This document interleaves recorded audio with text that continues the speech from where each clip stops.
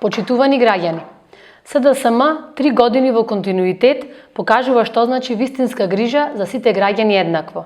И во време на корона криза покажавме дека можеме да ги вратиме парите назад кај граѓаните. За 3 години СДСМ донесе социјална реформа со која социјалната помош ја зголеми за 300%, воведе детски и образовен додаток.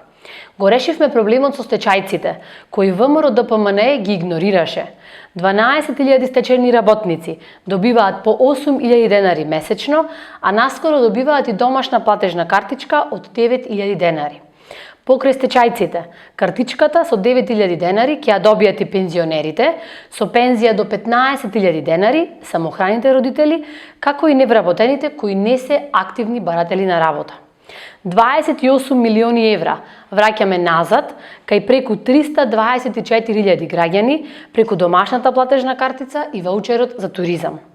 Нотарските и трошоците за извршителите ги намаливме, а 11 ставки за трошоци за извршување целосно ги укинавме.